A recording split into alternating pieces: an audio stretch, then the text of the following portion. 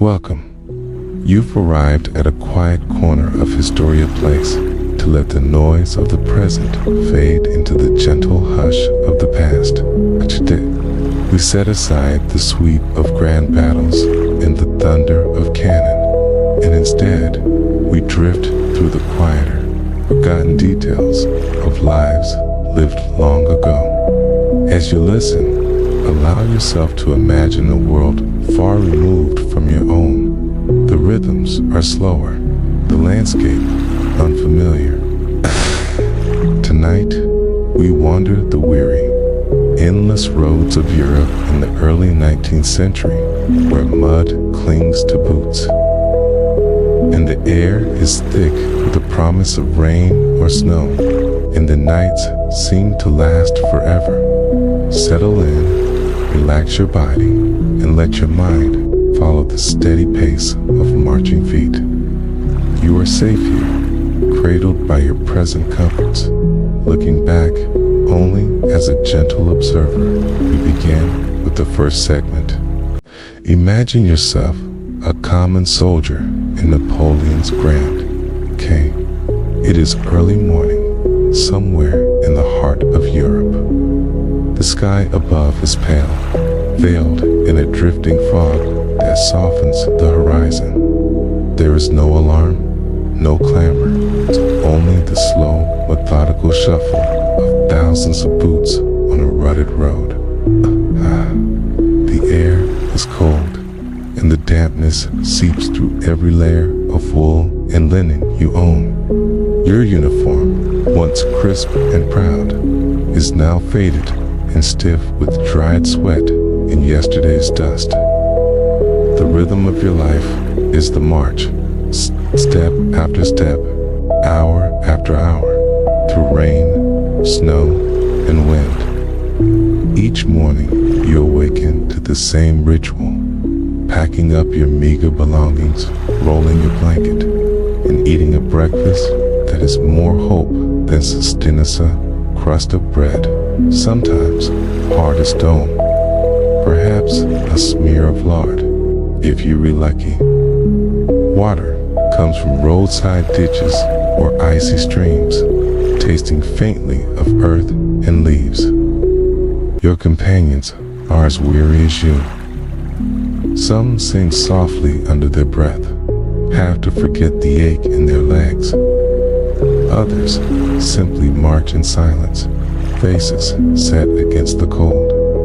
The officers ride ahead, their horses' hooves muffled in the mud. The banners overhead blue, white, and red flutter, limp and heavy, burdened by the weather and by history.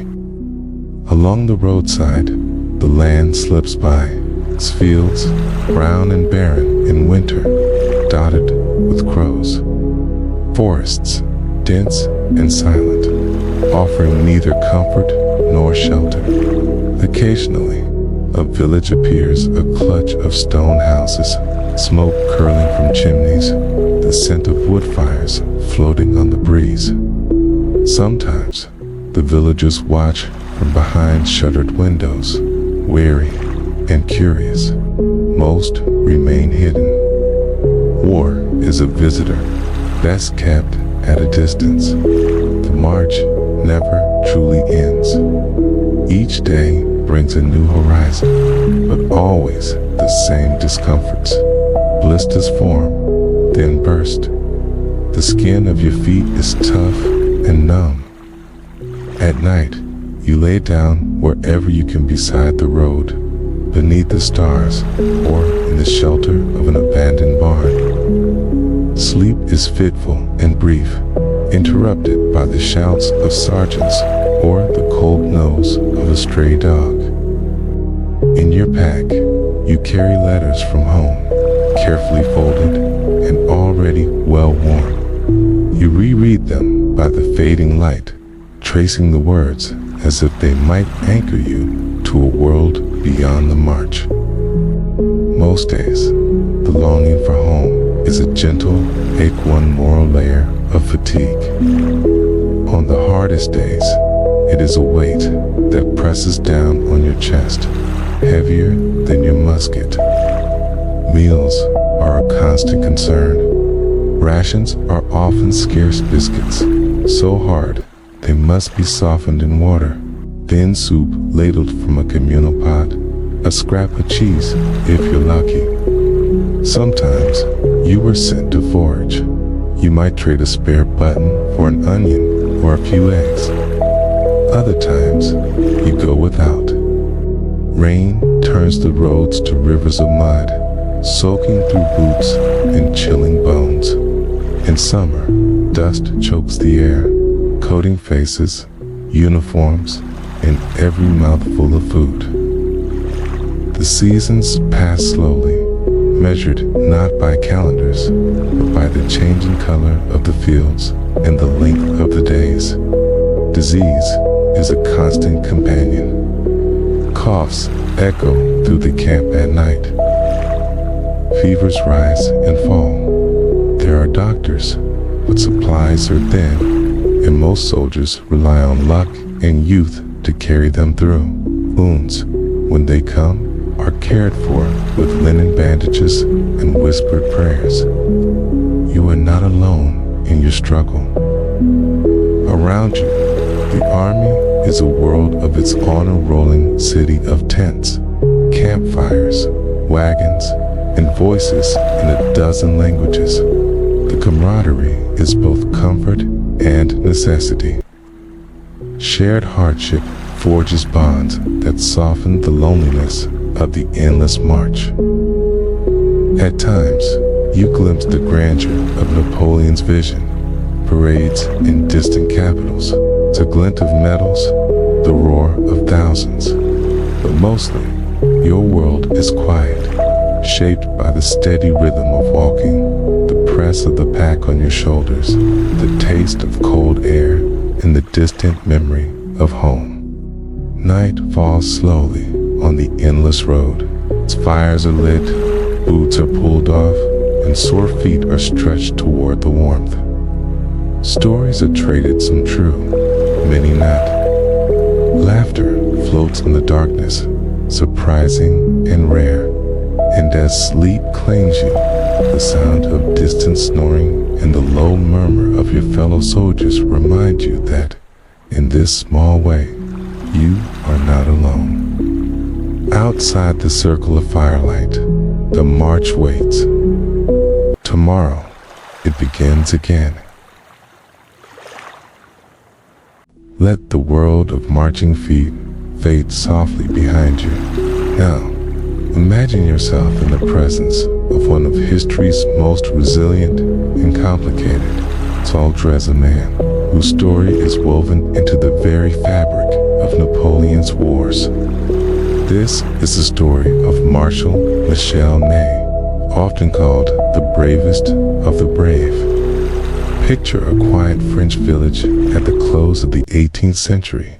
The air is scented with wood smoke and the promise of rain. In the fields, a young Michel Ney labors, his hands calloused from honest work. There is nothing extraordinary about his beginnings, no noble title, no fortune, just the rhythm of rural life. His father expects him to follow a humble path, perhaps as a clerk or a tradesman. Yet, Ney, restless and fiercely determined, joins the army as a teenager. The world he enters is transforming. The French Revolution tears through old traditions like a river and flood. Armies swell with new recruits, boys from the countryside, city apprentices, men who had never seen a musket up close. The army is a strange brotherhood. Here, talent sometimes rises faster than bloodlines. Ney learns quickly. He endures the same privations as any foot soldier. Long marches, threadbare uniforms, and the ever-present hunger for promotion. But he stands out. His superiors notice his calm under fire, his quick thinking, and above all his willingness to lead from the very front. He does not shout orders from the rear. Instead, he rides at the head of his men, sword flashing, voice steady. Over time, the young soldier rises. He fights at the siege of Mainz, charges at the battles of Hohenlinden and Elchingen. He's wounded, dusts himself off, and returns to the field. Each scar is a badge of endurance. In 1804, Napoleon himself names Ney a Marshal of France. From that moment, Ney becomes the very image of martial courage, red-haired figure astride a white horse, urging men forward with unwavering confidence. But Ney's bravery is as much a burden as a blessing. He is sent on the most dangerous missions. In Spain, he faces guerrilla fighters who melt into the hills. In Russia, he endures the agonies of the long retreat of winter march, so bitter and hopeless that even seasoned veterans falter. Ney refuses to abandon his men. He is among the last to leave Moscow, covering the army's retreat across the frozen river. The cold is sharp, the snow relentless, but Ney presses on, a rallying point for the desperate. There are moments of near mythical courage in the chaos of retreat, when the line falters and the enemy closes in. Ney stands firm. His coat is threadbare, his boots crusted with ice, but he brandishes his sword and shouts for his men to follow. "Come on, my friends, courage," he cries. The words echo across fields and frozen streams. For many, it is enough. They find strength in his certainty, comfort in his presence. But the story of Ney is not only one of battlefield valor. It is also a story of shifting loyalties, the confusion of politics, and the loneliness of command. When Napoleon falls, Ney must navigate the dangerous tides of restoration. For a brief moment, he swears allegiance to the restored Bourbon monarchy, believing he serves the best interests of France. But Napoleon returns from exile, and Ney, caught between old loyalty and new promises, once again takes up arms for his old master. The end comes quietly, as it so often does in history. After Napoleon's final defeat at Waterloo, Ney is captured, tried, and sentenced to death. On a cold December morning, he stands before a firing squad, refusing a blindfold. He declares, "Soldiers, when I give the order, fire straight at my heart." There is no tremor in his voice. The story lingers in the quiet after, not with a sense of tragedy, but as a testament to the rhythm of lives lived with conviction and consequence. Marshal Ney's name becomes a symbol of memory, woven into the slow march of time. And so, as the campfires burn low and the world outside your window softens, let the story of Marshal Ney drift gently away, replaced by the calm anticipation of what mysteries still lie ahead in the landscape of history. Now, let us leave the camps and the generals behind, and gently wander into the next chapter of a world of discovery, of unearthed relics, and the persistent mysteries left behind on old battlefields. Let the images of muddy boots and weary generals settle into the quiet background of your thoughts. Now, the world shifts. The drumbeat of the march is gone. The cries and commands of battle have faded into memory.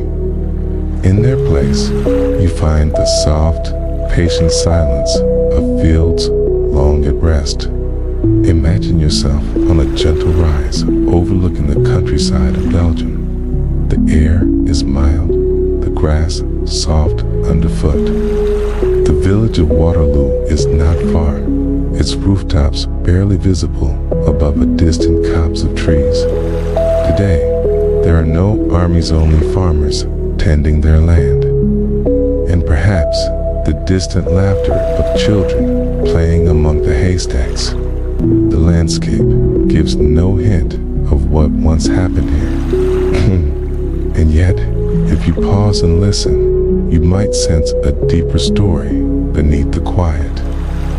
As you stroll across the fields, imagine the soil beneath your feet as a kind of living archive. For more than 2 centuries, it has cradled the scattered remnants of the past. Shards of musket flints, broken buckles, twisted metal. Sometimes, after a heavy rain, the earth reveals a tarnished button, a fragment of bone, coin stamped with a faded emperor's face. Kayologists come to Waterloo in patient waves, armed with brushes, notebooks, and metal detectors. Their work is slow, methodical, most meditative. They peel back the grass into centuries with equal care, searching not for treasure, but for stories hidden in the quiet debris of lives once hurried and urgent. A shoe buckle is unearthed a small, simple thing. It once fastened the boot of a soldier, perhaps lost in a hasty retreat, or buried after the day's violence had ebbed. A pewter spoon, bent and dark with age, surfaces near what was once a field hospital. There are musket balls, some deformed from impact, others dropped into confusion. Each object is a gentle whisper from the past, a token of the relentless, repetitive rhythm of battle and survival. The field itself bears subtle marks, shallow depressions where trenches once lay, a faint line of stones that may have marked a hastily dug fortification. In the stillness of early morning, with mist lying thick across the land, it is easy to imagine the shapes of men moving silently through the fog, the quiet resolve of those who remained long after the thunder had passed. There are mysteries, too, that linger in the soil, unmarked graves rows of the fallen, their names and stories carried away by time. Historians piece together their identities from fragments. A regiment's badge, the curve of a jawbone, a letter folded and pressed into the lining of a coat. Some questions remain forever unanswered. Who were they? Did someone wait for them at home? Did they know, in their final moments, that they were a part of something history would remember and forget in the same breath? In more recent times, careful excavations revealed unexpected finds: a rusted canteen with initials scratched into its side, strip of French tricolor ribbon, the brass tip of a cavalryman's scabbard. Each artifact is cleaned, cataloged, and preserved, joining the quiet ranks of relics in museum cases. Behind glass, under the soft pool of lamplight, they tell their own kind of story, a silent, slow unfolding of lives lived, lost, and rediscovered. The landscape changes with the seasons. In spring, wildflowers bloom where charges once swept across the fields. In autumn, the leaves gather in swirling drifts along old hedgerows, as they did in the days before the armies came. The ghosts of Waterloo are not restless, but restful content, perhaps to let their secrets remain half buried, their stories told only to those who listen with care. If you close your eyes, you can almost hear the murmur of the past, a low and soothing echo, the rhythm of 1,000 lives carried on the wind. The ghosts of Waterloo linger not as fear or sorrow, but but as reminders that even the loudest moments in history are, in the end, softened by time. Let the image of these quiet fields remain with you for a moment longer. The world of marshals and foot soldiers, of cannon and banners, feels very far away. Ahead, the past shifts once again, no longer muddy boots or buried buttons, but the soft hush of a Parisian salon, where the survivors of war remember, reflect, and, for a brief while, escape. Let the quiet fields of Waterloo fade gently, like the last echo of a distant drum. The world tilts from the muddy countryside to the glittering heart of Paris. Night falls softly over the city, bathing stone facades in narrow lanes in silvery moonlight. Candles flicker in the windows of elegant townhouses. The scent of chestnuts, horse-drawn carriages, and distant music lingers in the air. Imagine yourself far from the hardship of the march, entering the cool, polished marble halls of a grand Parisian salon. The air is warmer here, the sound softer, the distant clink of glasses, the muted hum of polite conversation. The light glows gold from chandeliers, pooling on silk-covered settees and ornate carpets. In the corner, a quartet plays gentle music, the notes rising and falling in lazy waves.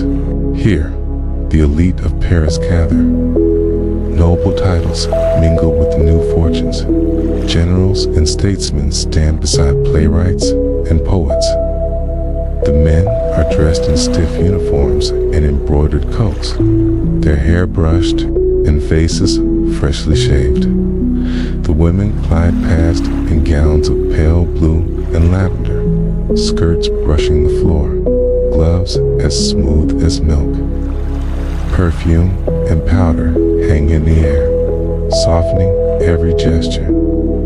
The conversation is measured. Never hurried you'd sentence a careful balancing act between sincerity and wit. In one corner, a diplomat discusses the shifting alliances of Europe, his words as polished as his boots. In another, a general recounts the day's events with studied nonchalance, its medals glinting like frost in the candlelight. Every so often, a servant glides through the room, bearing trays of delicate pastries and glasses of wine. The pastries are light, dusted with sugar, the wine rich and deep. For a moment, the troubles of the outside world feel far away.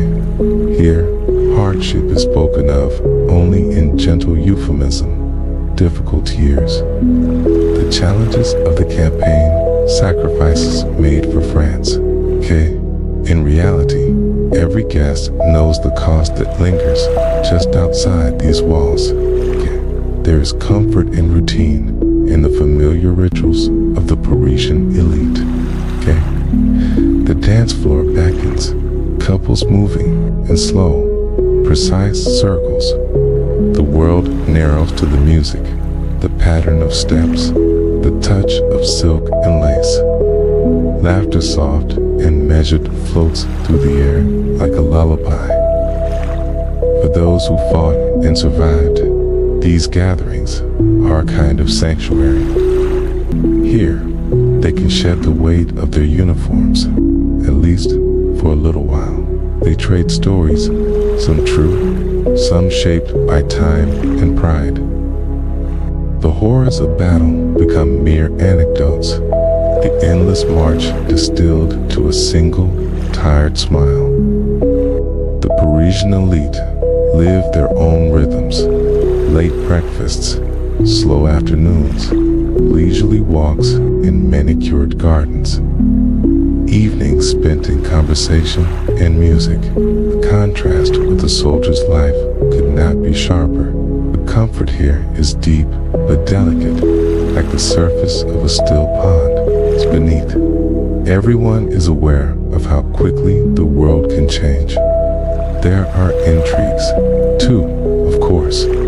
Politics is ever-present chess game, played in whispers and glances. Alliances are formed and broken over the course of a single evening. News from the front lines, the court, or the latest scandal travels quickly, carried on a river of gossip that swirls beneath the surface of every polite conversation. But here, in these late hours, the city quiets. The fire burns low, and the music softens. Those who remain in the salon grow quieter still, lost in thought, remembering friends lost and years spent far from the comforts of this gilded world. Beyond the tall windows, Paris itself seems to settle into a hush. The city is safe, at least for tonight. Again, the footsteps of soldiers, the cry of cannon, the endless roads, they're all far away, placed by the gentle rhythm of another kind of survival, one of grace, tradition, and slow, measured peace. Allow this vision of calm velvet, candlelight, and hushed voices to linger.